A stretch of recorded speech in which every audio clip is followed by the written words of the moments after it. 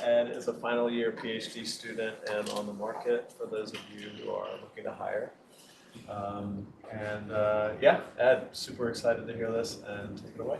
Wonderful, thank you very much. So thank you very much for having me. This project is joint with Deivy, who is also in the Department of Economics over at E52. So the motivation here is that search and trust frictions make it hard for small firms, particularly in developing countries, to access foreign goods. So imagine if you were like a small Senegalese wholesaler and you decide you want to start selling high quality European-made jeans. Well, that's hard. First of all, you have to find a supplier, most of whom are in Europe. And even if you found one, you then have to have some ongoing way of learning about what they sell. And then even if you've done that, you've decided you found a supplier and you want to buy 50 pairs of a particular variety of high quality jeans, what happens? You pay and then you wait. And how do you know that what arrives is the quality you thought you were paying for? So these issues are quite general. They're particularly severe in developing countries for a number of reasons, such as, for example, contract enforcement is particularly severe and difficult in these settings. These issues are also things that many people, including economists, have thought about for a long time, with theoretical work going back to the 60s, 70s, and 80s. But making empirical progress has been a lot harder, trying to figure out how do these things operate in practice, for a number of reasons, largely because it's hard in general to find exogenous variation that kind of closely maps to these theoretical objects. It's hard to find something that really neatly says this shifts search and nothing else, and this shifts trust and nothing else. Now, with that said, there are two things that there are a number of new technologies that help us for two reasons. So first of all, there's been a huge recent growth around the world, particularly in developing countries, in access to smartphones and the internet and things like that. And in principle, you could imagine that could alleviate some of these frictions. So on the search side, this is straightforward. In my example, this person in Europe can easily just send photos of what it is that they're selling to the person in Senegal. And on the trust side, it may be possible for this person in Senegal to find a way of just looking through their network and seeing, is this person reputable or not? In principle. And also this is useful for us because this is sort of early-ish in adoption in these settings, which provides tools for us to design an actual experiment. Now this is part of a sort of growth of something that has been called social commerce, which, just to sort of highlight what that is, it basically means what it says here, commerce directly on social networks, which are not specifically designed for commerce, at least originally. And so you might have seen buzzwords like the Facebook economy, or you might have seen some of these companies themselves directly designing products to try to capitalize on this, like TikTok Shop. Okay. So our research questions are therefore the following. So first of all, how large are these search and trust frictions among small firms in lower income countries in these kind of international supplier relationships? And second, to what extent can we use these recent technological advances to overcome these frictions? Does that in principle way of solving it actually address these problems? So that's the goal. Now, what do we actually do? So we run a field experiment where we basically leverage these pieces of social commerce to try to target exactly those frictions. Let me be clear, we are not going to randomize new technologies or social media. Why? Because they already exist in this setting and they are ubiquitous. Instead, what we're going to do is say, can we use these tools in such a way that is sort of plausibly organic to relax the frictions and therefore learn something about how big they are and also what do these technologies do? In particular, on the search side, we are going to connect firms in Senegal with suppliers in Turkey over WhatsApp. Pretty straightforward. Then, among the ones who we've connected, we are going to cross-randomize two interventions to target the trust piece. So one of them will think about trust through the lens of adverse selection. And in those models, what matters is information sharing and learning, because you want to figure out who are the good and the bad suppliers. And we're basically going to help firms share information about the suppliers that we put them in touch with. And of course, I'll be more precise about what exactly I mean by this later on. Then we also think about trust through the lens of the model of moral hazard. And in those models, what matters is the incentives of the supplier. So what we will do is we give all the suppliers high-powered incentives, but we're going to randomize whether we tell this information to the firms. Okay. Then we're going to look at three sets of outcomes to see what do these interventions do.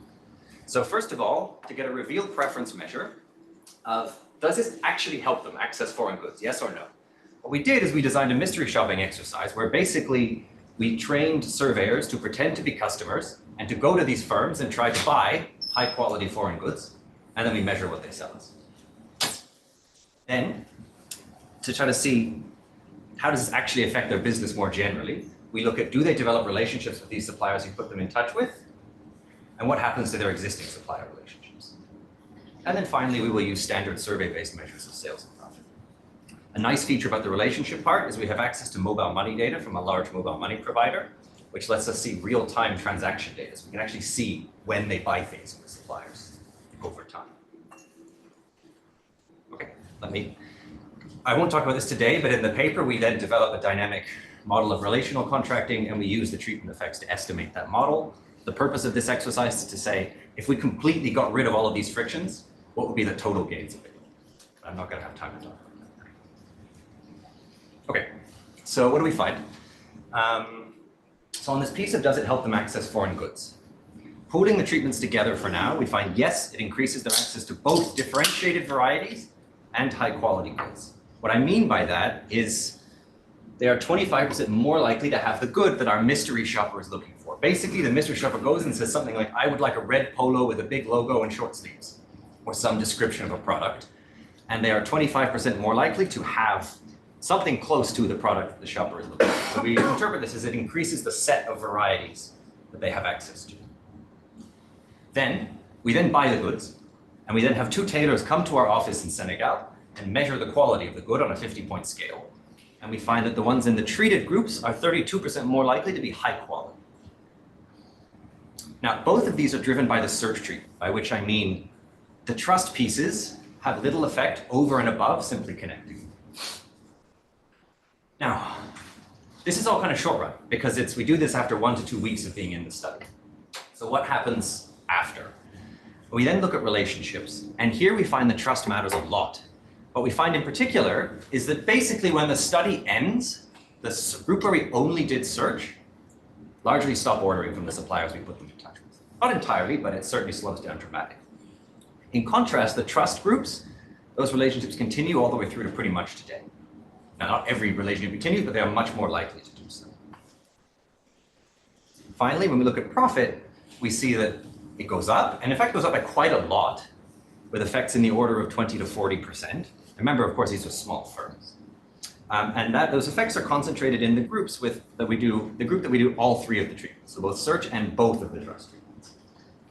So we sort of infer from all of this that the search friction is there and is important, but alleviating it on its own does not generate long-term impacts, or at least medium-run impacts, and the trust piece is also important to alleviate as well. Okay. Now I'll say a few words about the contribution to the literature. We view 3 main literatures here. The first one is literature on the empirics of information frictions between firms. And the most closely related paper here is probably Meredith Start's paper that you might be familiar with, that basically does a survey with Nigerian wholesalers and combines it with an empirical model and basically makes the point that these frictions are so large that the only way you can possibly solve them is by flying to Turkey or flying to Europe. There's no other, they're absolutely enormous, and so it takes very costly action to solve them. Now, what we think we're doing here is, first of all, bringing in experimental variation, and second, highlighting the role of these new technologies. So it may be the case some of these firms don't need to travel to Turkey or to Europe, precisely because they can interact with the supplier directly and remotely. Okay, then there is, of course, literature on e-commerce and digital platforms. So what we think we are highlighting here is that a lot of this literature, although by no means all of it, focuses on B2B and B2C platforms that aggregate information in some way that then help with the search or the trust frictions. In this setting, the platform is playing an important role, but it's not that they are learning anything from WhatsApp per se. It's what it's doing is facilitating direct bilateral contracting. So the person in Senegal can contract with the person in Turkey in a way that would be impossible without the technology, but they're not trusting the technology per se. Finally, there's an older literature on the role of networks and informal enforcement mechanisms. The paper you might be familiar with is Greif 1993, which makes the point that 11th century Maghrebi traders faced exactly the same set of problems. And the point that Greif makes is they solved this problem by having an informal enforcement mechanism whereby if a foreign agent cheated a Maghrebi trader, they would find themselves blacklisted by all the other Maghrebi traders. And we think that's actually not so dissimilar to what's going on here, Because if a foreign supplier cheats one of the firms in this setting, they might pretty rapidly find their picture and name posted across social networks saying things like, don't buy from this person. So in a sense, it's not that simple, yes. Do you have anybody in the sample that actually went to Turkey who talked to these suppliers, the way that starts, discuss this, so we can compare the effect, of this technology versus the in-person experience? Good question. So off the top of my head, I don't know if anyone went to talk to the study suppliers. What I will show you at the end is we have some outcomes that are international travel. Did you do international travel? And I should say very clearly, we are not powered to detect big effects on international travel, largely because not that many people do it. But we do find that it decreases, in fact, decreases by a lot, but the standard error is very big. So sort of speculatively, it seems like they are less likely to travel and doing this instead, but I really want to caveat that it's speculative. I don't know whether anyone went specifically to go contact the person that we put them in touch with. We could have asked and we did not. That was part of it. Okay, if there are no further questions, then I will move on and get into the details. So I'm going to give a little bit about the context. I'll give you a few descriptive facts. I will very briefly sketch a model, then talk about the experiment, and then the results. Okay, good. So who's in this study? So we have just under 2,000 small businesses in Dakar in the ready-to-wear garment industry. Then, I'm sorry to disappoint you, but we have 30 to 40 Senegalese-owned small businesses in Istanbul. And I'll tell you why they're Senegalese-owned in a couple of slides. So I will explain why we chose to do that. But this gets a bit confusing. So let me be clear. Whenever I say the word firm in this talk, I'm referring to a business in Senegal that sells clothes.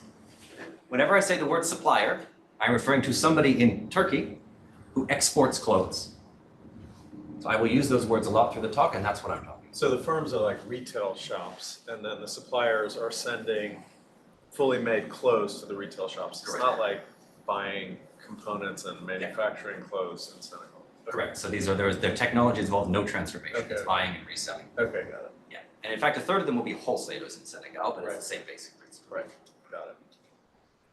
Okay, now why do we pick Turkey as this exporting country? We did it for two reasons. One, it's the second largest source of ready-to-wear garments in Dakar. So it's a big market after China.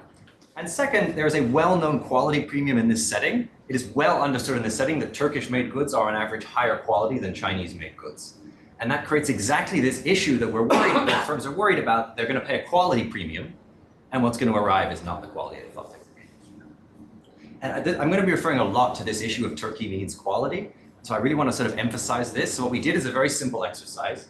We went to 400 households, and we showed them photos of goods, and we randomized whether we said it was made in China or made in Turkey, and then we elicited their willingness to pay for the good. So I'm going to show you here is the CDF of willingness to pay. Our willingness to pay is on the x-axis. The red one is when it was made in China. The right one is when we randomly said it was made in Turkey. On average, when we said it was Turkey, they were willing to pay about a third more. Now, all I want you to take away from this is just in this setting, saying something is made in Turkey is really salient. And that's going to be important later on. I want this slide framed and sent to my office. Okay. Okay, good. Now, who are the firms? So these are your typical kind of lower income country firm in most ways. So they are small, they're mostly owner operated, they're about 4 years old on average. A third of them are wholesalers, the other ones are retailers. Now the thing that's a bit unusual is that 2/3 of them are online only, so they exclusively sell through social media. We did that because we wanted to see, do these types of interventions matter more for them than for firms with a physical store? I'm going to tell you right now, we find very little heterogeneity across the two types. So it turns out they don't, but that is who is in our sample. Okay. At baseline, they have a few regular suppliers, some of whom are in Turkey. So the median firm has 4 regular suppliers. And remember, the typical firm sells multiple types of goods. They have a supplier for t-shirts, a supplier for shoes, a supplier for pants, that kind of thing. 21% have a regular supplier in Turkey at baseline, who they access either by traveling from time to time, or by using social media in the way that we will introduce them to later. So this is a technology that they are somewhat familiar with, but it's by no means everyone here is already importing directly from Turkey. Most of them sell Turkish goods already, but they do it by buying from a local wholesaler in Dakar, who himself has already traveled to Turkey. So in a sense, for a lot of them, this is cutting out a middleman who himself travels. Okay. They use social media extensively for business, and basically never use, well, I've written e-commerce here, it's not the right word, but they basically never use formal B2B or B2C platforms. Almost none of them have used Alibaba before, so 15% have used any B2B or B2C platform. It is explicitly designed for that, and of that, only half of them used it once and then never again. Yes? What's the delineation between like social media for business versus something like a B2B or B2C platform? Like would something like Facebook Marketplace be considered social media for business or a B2 or a B2C platform? Good question. So I don't know. To me, the one that I want, or at least I think is useful to draw a distinction to here, is whether or not you are doing bilateral contracting with, the way I put it is whether or not the platform themselves is playing an important role in the transaction. So in the case of what we're going to do, we're putting them in touch over WhatsApp. If the person scams them, WhatsApp has nothing to do with it, it's not involved in any way. On Facebook Marketplace, it's a bit, I don't mean that's a bit in the middle, but on things like Alibaba, that might show up in ratings and the platform is playing some role. So Facebook, I don't know, that's a bit in the middle. In practice, almost none of them have used, that is included in our definition here, so almost none of them are using it. They do use Facebook, but they use it to use it as Facebook Messenger, use it as posting on their regular profile as a way of selling things. So Facebook Marketplace is a bit in the middle, but that's roughly how I'm thinking about it.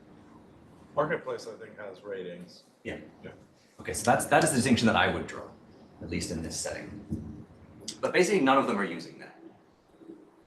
Instead, they prefer to use social media. Now, you might think this thing of they all use social media is a bit trivial because 2/3 of them are online only anyway. What I will say is those stats are completely unchanged by online only versus physical store. So this is really a very salient phenomenon. These firms are using this all the time to interact with their customers and to interact with their suppliers. Yeah. Do the firms have kind of a baseline rate of switching suppliers? Like you say 4 regular suppliers, but does that mean that they kind of like stick with those 4 from, day 0 onward? No, it changes. I don't remember off the top of my head how much turnover there is exactly, but something like the median firm has exited and ended a new supplier relationship every year. So they do regularly turn over, but it depends a bit on long-term supply, like suppliers that are over distance, like the ones we're doing, those tend to be relationships that establish and maintain. What tends to change a lot is like if they go to the big wholesale market, they might today go to this side of the market and then next week they'll go to that side of the market. Debatable whether you call that changing a supplier or just shopping around. So yes, they do change somewhat regularly, but particularly for long distance ones, they try to maintain relationships. Do you happen to know like how much of the customer firm relationship, the actual people, the retail shopper relationship is online versus in person? So for the online only, it's 100%. So like customers are just WhatsApping these retailers.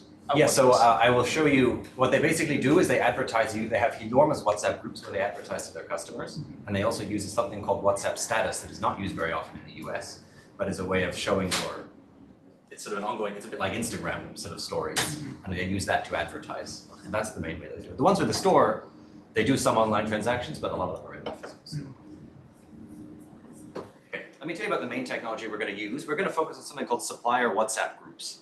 So these are things that already exist, and they are extraordinarily salient in this setting. It's fairly ubiquitous. So what is this? This is a WhatsApp group. So first of all, 86% of firms in our baseline are in at least one of them. So this is a thing that they do at baseline. It is a group where there is basically one supplier advertising to 50 to 100 regular customers. You should not think of this as a kind of chat group. In particular, only the supplier is even allowed to post. It's not like discussing about things. Obviously, if you want to ask about the price or negotiate, you can send them a private message. And in about a quarter of the cases, so for about a quarter of the firms at baseline, they are in at least one group where the supplier is in a different country. So they are used for international trade, which is exactly what we're going to use them for. And you can see what's going on. As the person is advertising their goods, you can maybe see it's a bit hard. There's this little logo here. So this supplier has even tried to sort of develop a reputation by sticking their logo onto the photos that they advertise. So as I said, at baseline, almost all firms are in at least one of these, and the median firm is in 4. This is not because we put them in them, this is at baseline. So this is really a very ubiquitous phenomenon. Okay. You should think of this as one supplier. There's not many suppliers posting among other things. This is one supplier advertising to their regular customers. Okay. Who are the suppliers? So these are 30 to 40 small businesses, and they a small business Senegalese owned in Istanbul. It's in two neighborhoods of Istanbul that are very well known for textile wholesaling and exporting. So this is an absolutely massive market full of an enormous amount of wholesale stores of clothes that exports to many parts of the world. And there's a hub within it that exports all across West Africa. So for example, here's a store that exports to Senegal. Here's a store that exports to Mali. There's ones that export to Cote d'Ivoire. It's really, you walk down these streets and this is a whole area that exports to West Africa. Now here we also have a mix of physical store and online only. What is an online only person here? Basically the point is, this market is so big that if you are not limited to a physical store, you can access this huge variety of markets and export whatever it is that the person's wanting. So access to varieties is much wider. Why did we pick these people? We focused on Senegalese suppliers, A, because it's a large share of the market. When we ask these firms at baseline, do you have a supplier in Turkey? And if they say yes, we say, what is the nationality of the supplier? It's something like around half of the time, it's somebody that's nationality is Senegalese. Which is perhaps not surprising because there's a long literature in trade that shows that shared nationality is important for a number of reasons to do with language, to do with shared customs, also potentially to do with trust. And so we wanted to we also wanted to shut down issues of language and things like that. So we'll just focus on some other core issues. The last thing I want to tell you is that the typical contract in this market, for whatever reason, requires full payment in advance. When we ask the suppliers, how do you get paid? It's like 99% of transactions, they say the person must pay me in advance in full. And so you can imagine that that's going to create exactly the kind of trust frictions that you're worried about if you send the money and then you wait. When we ask them why they require this, they say they're worried about the opposite problem. They ship the good, and then the person goes, oh, no, this is low quality, I'm not paying. And this appears to have established as the equilibrium. Yeah. Is there a recourse if the good is low quality? Can they get a refund or? Okay. I mean, informally, it depends on the setting. Like if the supplier decides they want to maintain the relationship or something, they can do it. Mm-hmm. But there is certainly no legal or any other enforcement mechanism available here.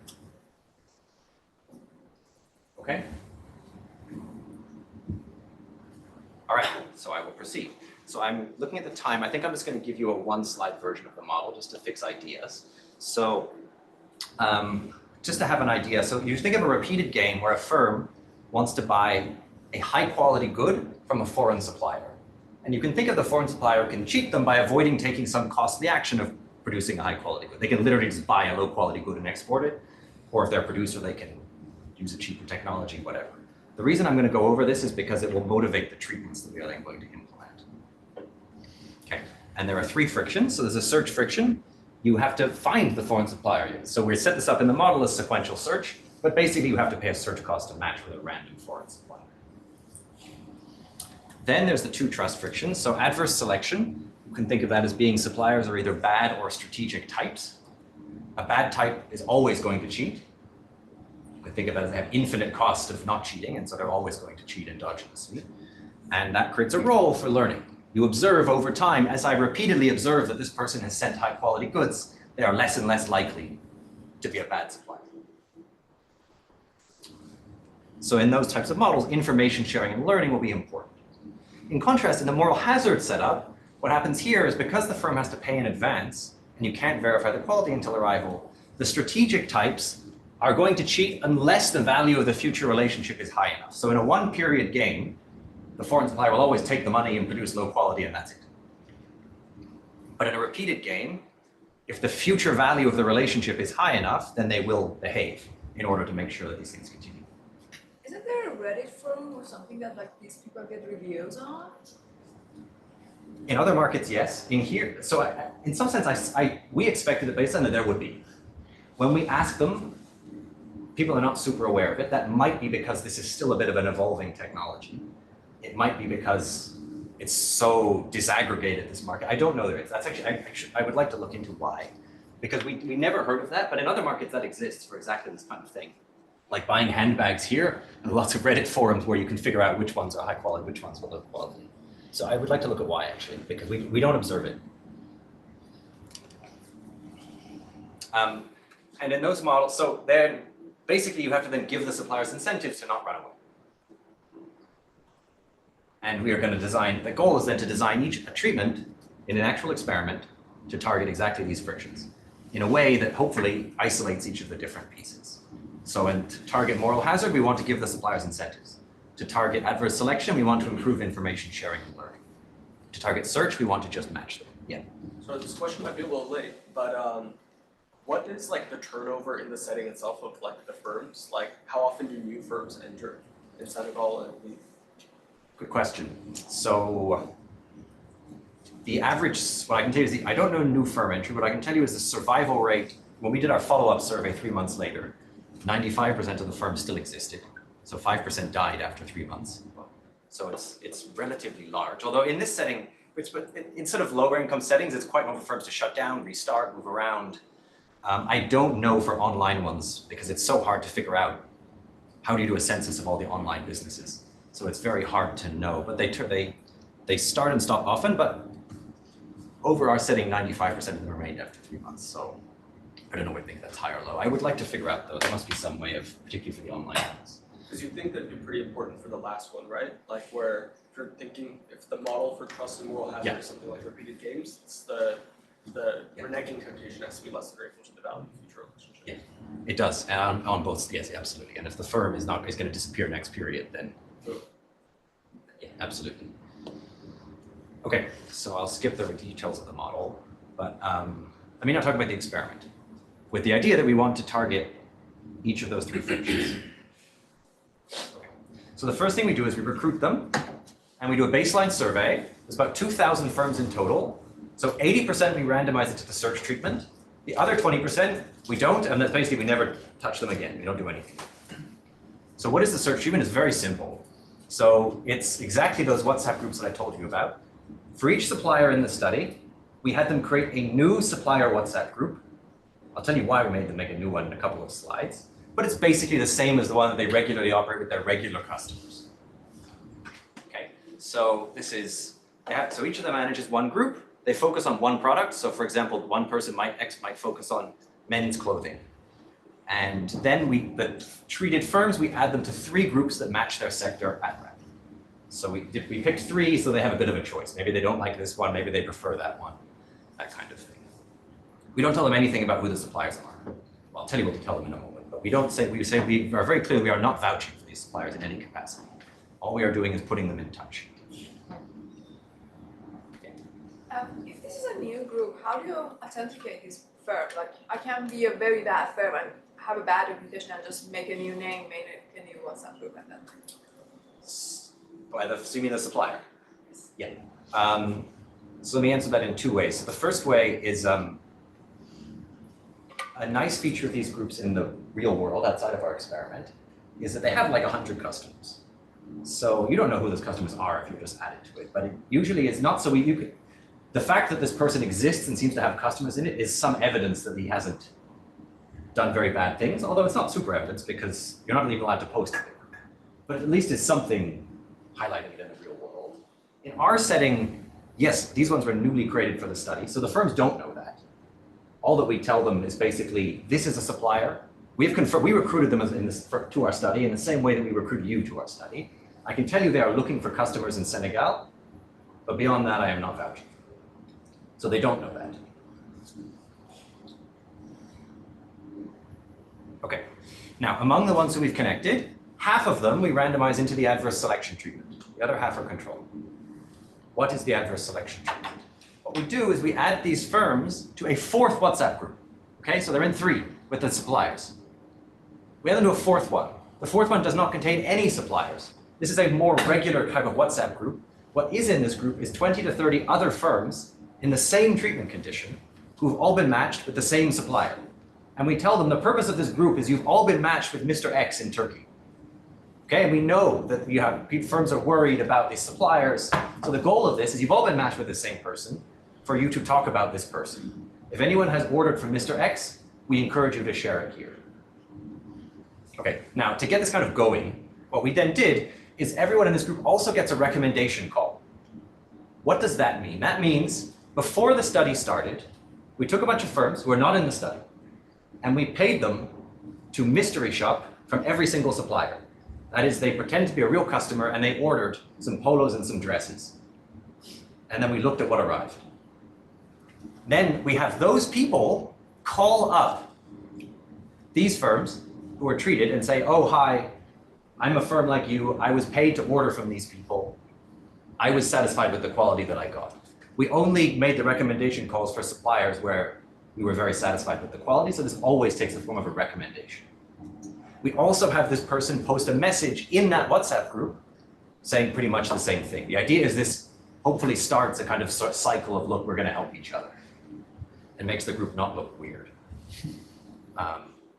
And if you're worried this seems completely weird, what we did is that at baseline, we primed the firms to receive this phone call by basically saying, would you be willing to call other firms if you order from the supplier to talk about it? So when they do eventually get a phone call, they're like, oh, that's probably someone who was, I remember being asked if I would be willing to do that. Yes. Don't like a lot of these firms know each other? I mean, there's 2,000 of them. It's a very disaggregated market across a big city, so some of them do. It's been a recurring to-do list to try to work out the heterogeneity implications of that, but we have not done it yet. So Some it's of not them like do. it's not like one huge market where like a lot of people are also on the same thing. It's like lots of different. Yeah, we also have a huge like we have people that sell shoes, we have people that sell dresses, we have people that sell polos, we have people like there's a lot of headers. So some of them do.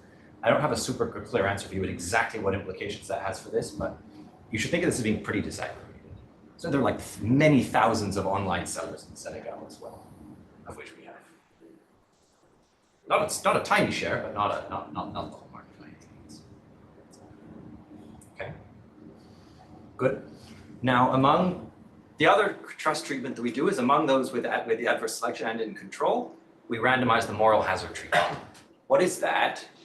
What we do is we tell all the suppliers, it's not randomized, all of them, that we are going to ask firms to rate you. As in, if the firm orders from you, we are going to ask them to tell us how it went. And if we hear bad feedback, we will punish you.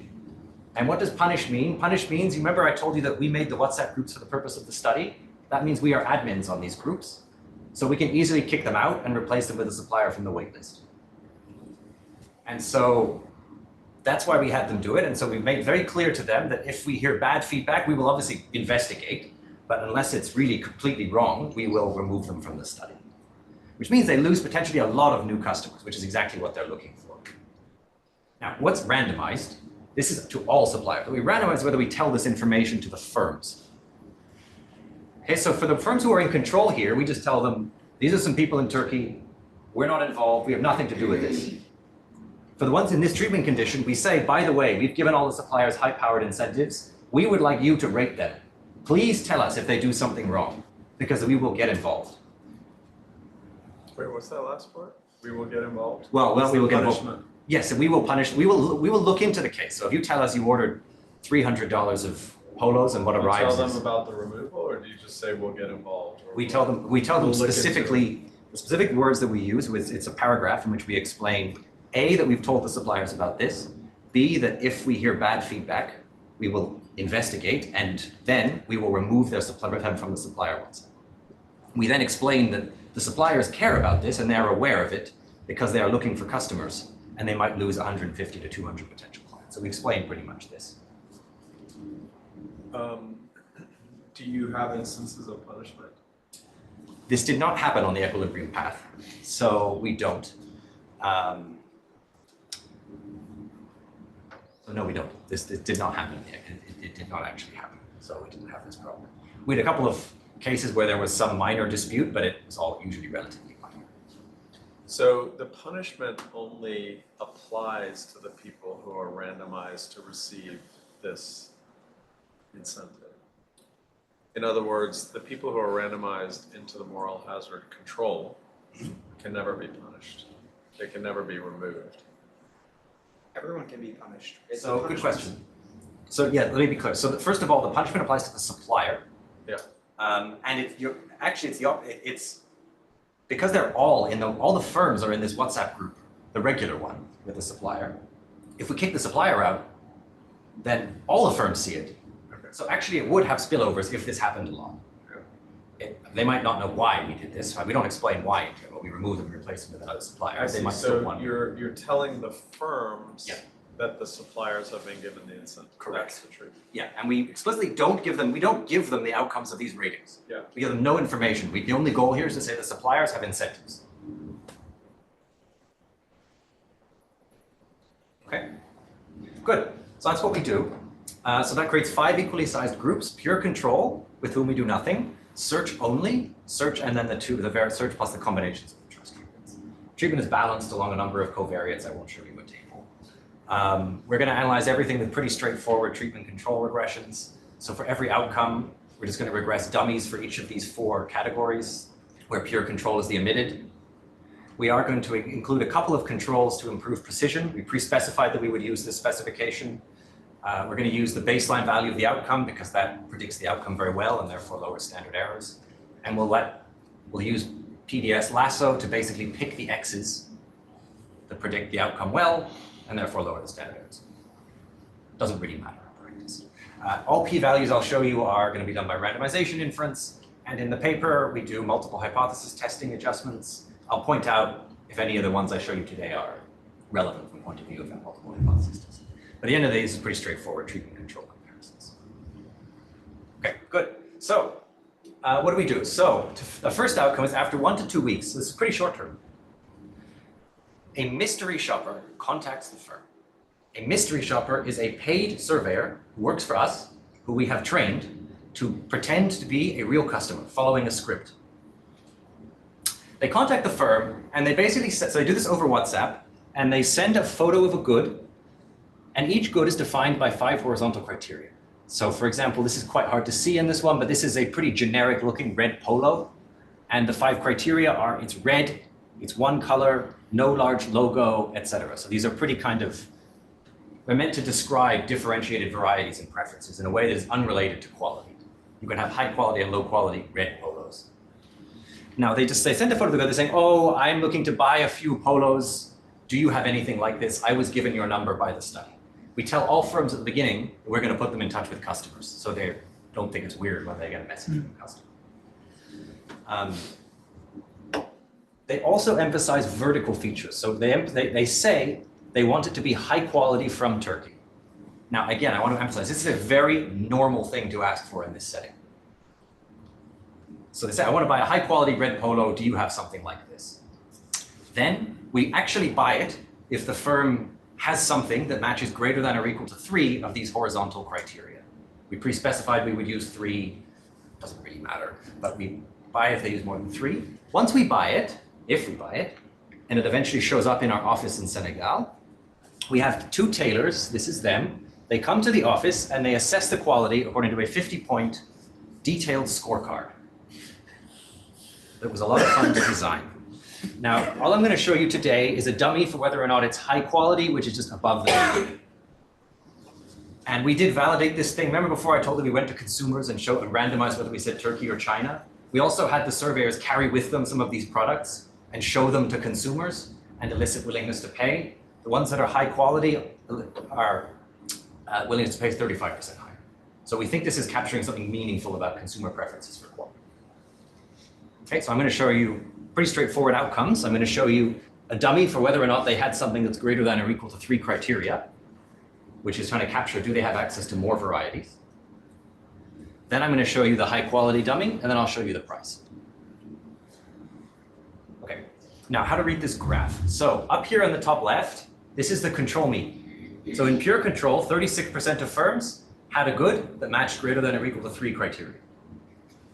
When we pull all the treatments together, that increases by 9 percentage points. So about a 25% increase. So they are more likely to have the good that the customers have. Now to be clear, it's not all red polos. We had a bank of about 40 pictures and goods that we randomly picked, conditional on matching the sector of the firm. Okay. Now, when we disaggregate to the 4 treatment groups, so search only at the top and then the ones with trust, it looks pretty similar across the 4. We certainly can't reject that they're all the same. So we infer from this that the trust pieces are not doing much in their access to goods over and above connected. Okay. Now, when we look at quality, we see a 14 percentage point increase from a base of 43%. So 43% is a bit mechanical because this is defined as above or below the median. But so we see that this is Again, they're more likely to be high quality. And again, when we disaggregate, it's pretty similar across the four groups. Okay. Finally, on the price, so I've normalized the control mean to 1, so we can put it on the same graph. It increases by 5%. It's not significant to either 5 or 10%. It's close to significant. Whatever it is not huge. And it's probably about in line with the implied increase in quality, more or less. So they are getting higher quality goods and they are selling it to us at a slightly higher price. But by no means is the price going through the roof through this technology. And again, pretty simple.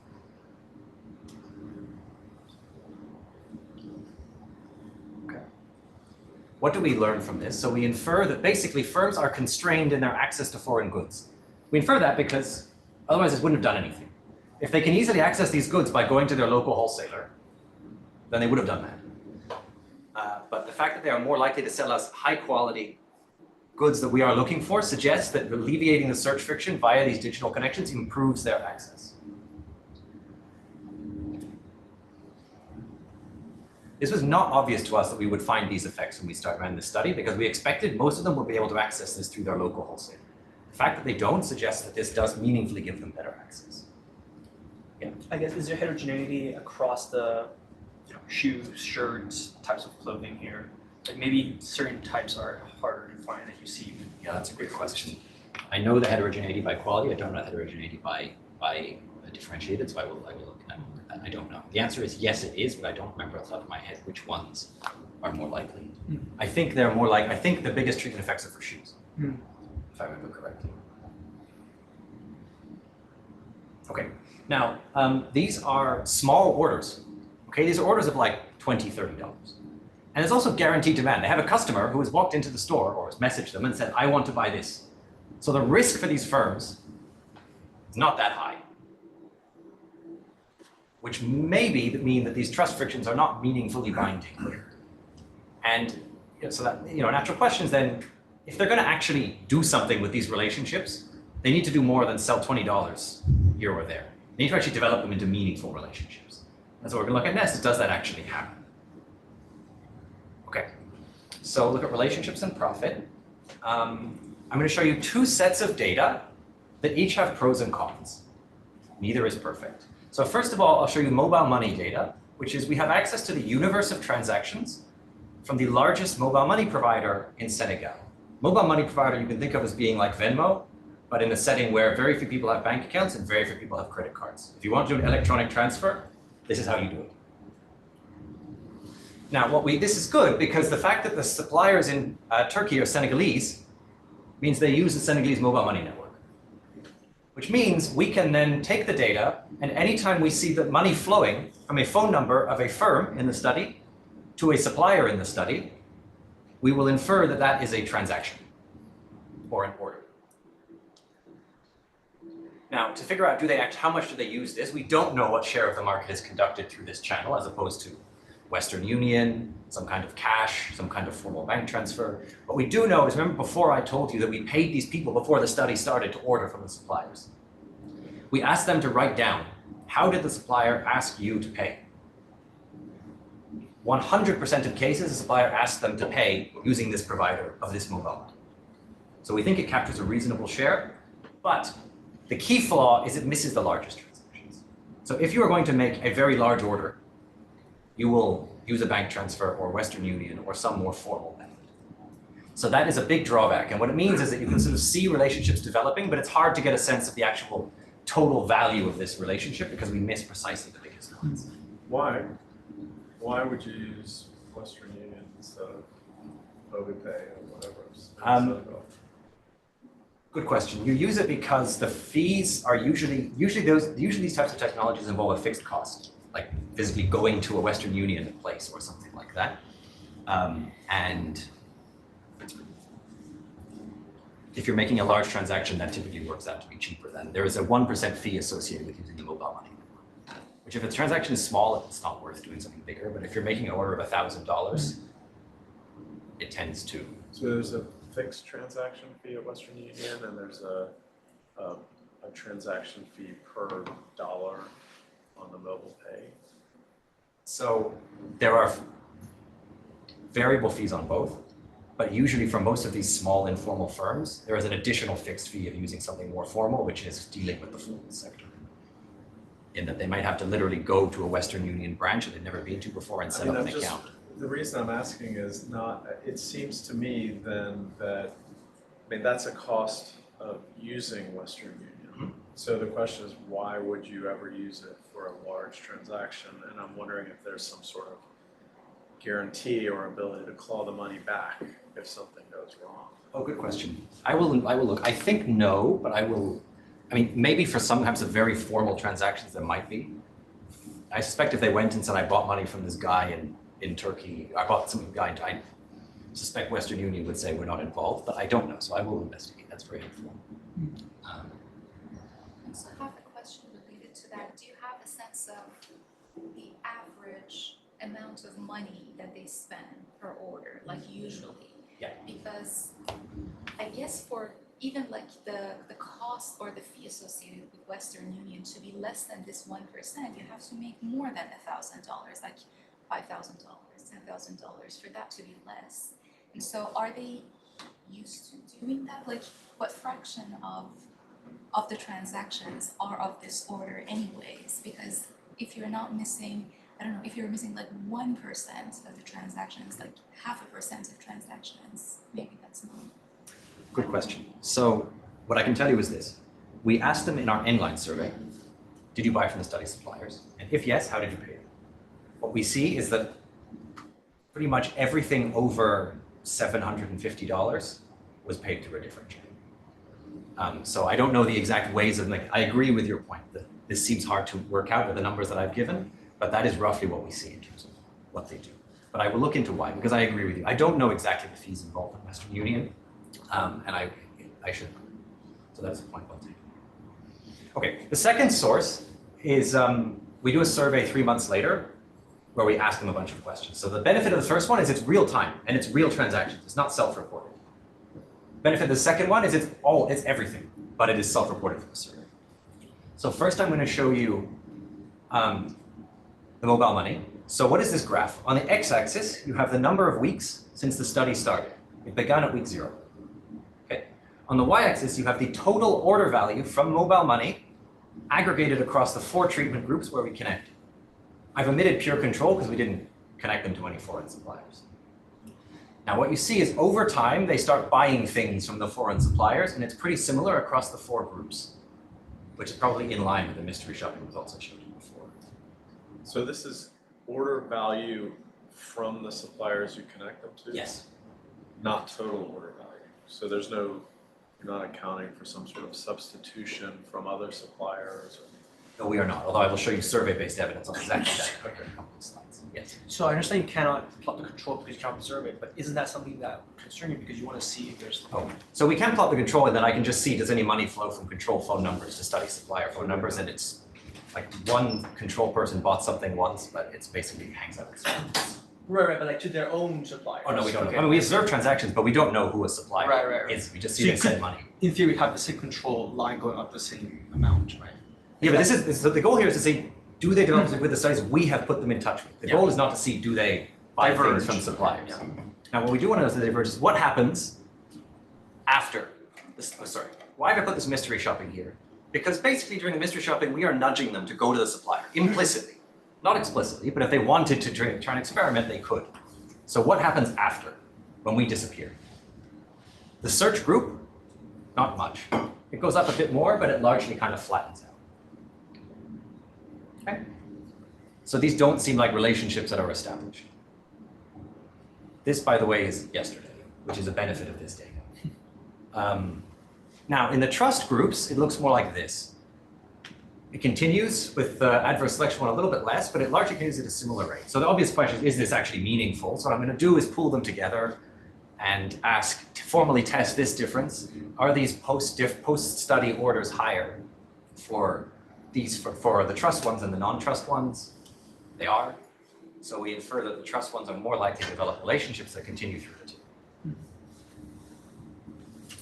Okay, now I'm pretty much out of time. So what I will do quickly is just say, we asked them about their regular suppliers in a survey.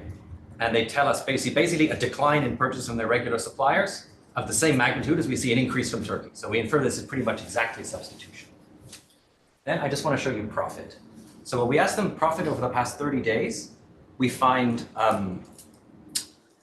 it goes up by about a quarter, $41. So this is a small number, but these are small firms. And when we disaggregate, this is masking a ton of heterogeneity. It's this last group that is driving most of it.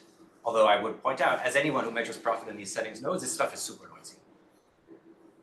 But we find it's this group here with most of the trust interventions. We find a pretty similar result in the sales. So I need to wrap up. So that's pretty much the end. Let me skip the rest.